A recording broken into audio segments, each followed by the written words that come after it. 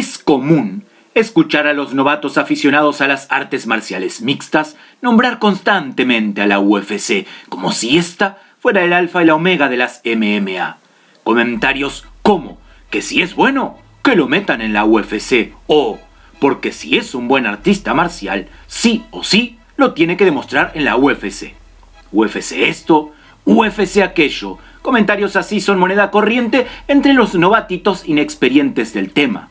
Aquellos que conocen realmente de artes marciales mixtas y de su historia saben muy bien que existen y que existieron muchas otras franquicias además de UFC, e incluso algunas de ellas han gozado de una mejor reputación que esta última.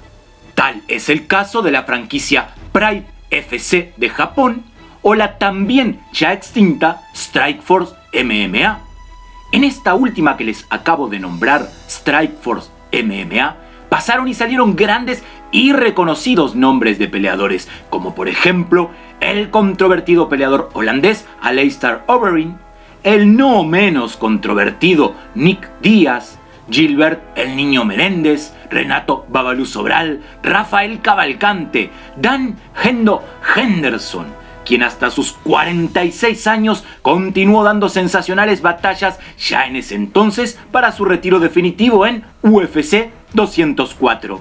La lista de peleadores geniales de Strikeforce es interminable, incluso en mujeres. La canadiense Sarah Kaufman, la bellísima Miesha Tate o hasta incluso la inolvidable Ronda Rousey pertenecía a esta franquicia.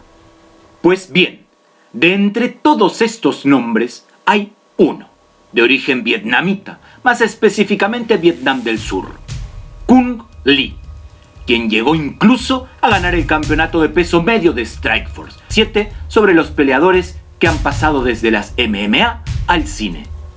A pesar de que el vietnamita Cung Le hubo de ser practicante de diferentes disciplinas marciales, siempre era presentado antes de cada pelea como un peleador de Sanda, ex kickboxer Sanshou estadounidense.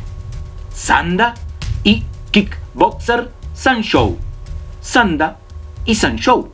Veamos de qué se trata esto. La primera vez que yo escuché la palabra Sanda fue en mi niñez, cuando comencé a aprender Kung Fu y le pregunto a mi Sifu si para el combate yo me tenía que parar como una langosta frente a mi oponente, rascarme la cabeza como un mono y luego darle la patada de la grulla como Daniel Sam. Mi Sifu se sonrió y me dijo que eso pertenece a la parte más espiritual o digamos a la parte más artística del Kung Fu, pero que para el combate mi sistema sería el Sanda.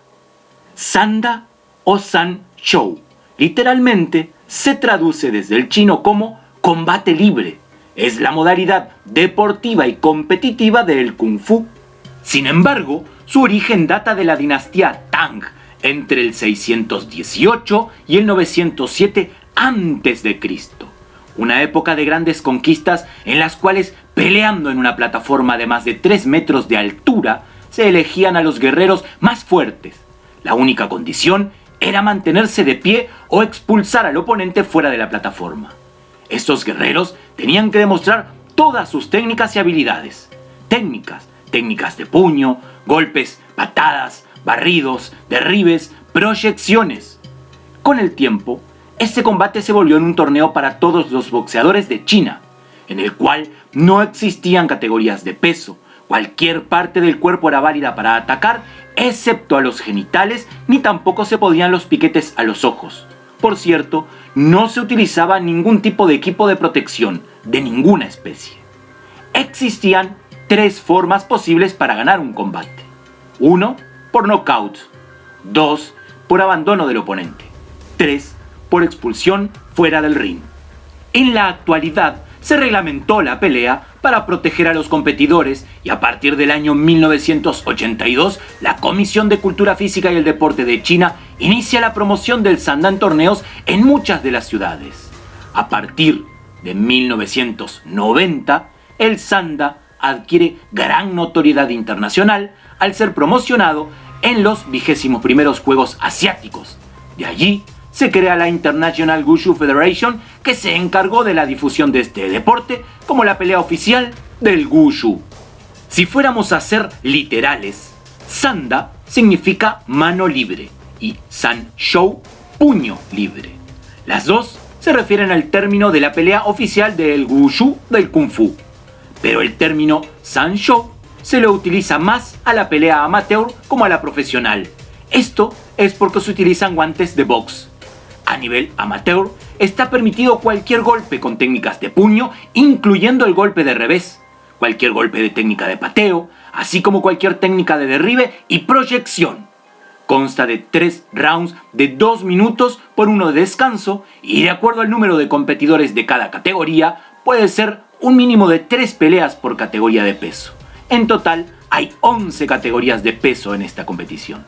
Se realiza el combate sobre una superficie de 8 por 8 metros con 60 centímetros de altura y sin cuerdas, ya que está permitido sacar al oponente fuera del área de combate. 2 salidas, se pierde automáticamente el round. El equipo de pelea amateur está formado por guantes de box de 8 a 10 onzas, peto, cabezal, protector bucal y genital, todo en color negro o rojo. A nivel profesional, están permitidos, al igual que las peleas amateur, las mismas técnicas de golpe, de pateo y de derribo y de proyección, pero además están permitidos los golpes de técnicas de rodilla. Esta se realiza sobre un ring acordado. Aquí no están permitidas las salidas del ring. Se pelea con un solo oponente y se pelean 5 rounds de 3 minutos por 1 de descanso y solo se utilizan guantes de box de 8 a 10 onzas, protector bucal y genital. La pelea, llamada Sanda, es en la que están permitidos, como en las anteriores, técnicas de puño, patadas, derribes y o proyecciones, técnicas de rodillas, pero también acá están permitidos los golpes con técnicas de codo, técnicas de pelea en el piso, o sea, inmovilizaciones, golpes de puño, codo, patadas, rodillas. Está permitido también patear al oponente en el piso, así como pisarlo.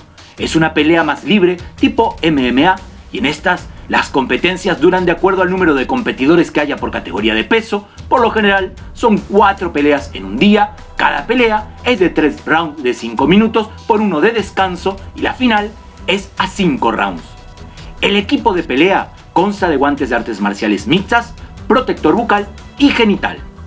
Algo interesante y hasta pintoresco, si se quiere, es que en las diferentes modalidades de las peleas de Wushu, al final, cada campeón de cada categoría luchará entre sí para coronar a un Wan Sanda, o sea, el llamado Rey del Sanda. Las prácticas y entrenamientos del Sanda son bastante similares en la parte exterior o superficial al de las MMA. Consiste en el uso de costal, manoplas, taipás, colchonetas de pateo, se salta a la cuerda, se entrena con pera fija, con pera loca, se hacen trabajos en pareja, trabajos con pesas, correr, pero a diferencia de las MMA, aquí no se deja la práctica de técnicas y rutinas de Nanquan, o sea de boxeo del sur, Chanquan, que es el boxeo del norte, Tai Chi Chuan, que es el desarrollo del poder interno, ya que esta es la parte primordial que hace diferente a un peleador de Sanda de cualquier otro artista marcial mixto.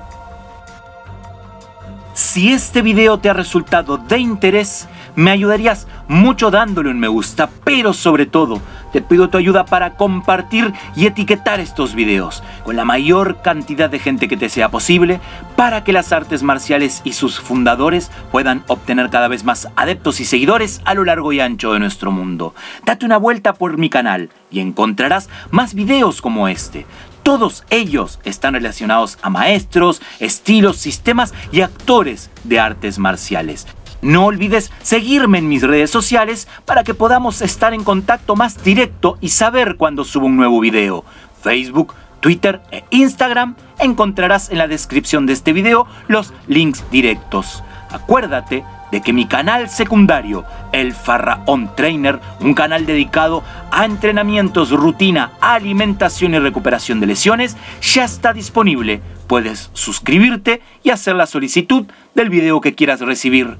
Con ustedes se despide el Faraón y les desea un muy feliz fin de semana.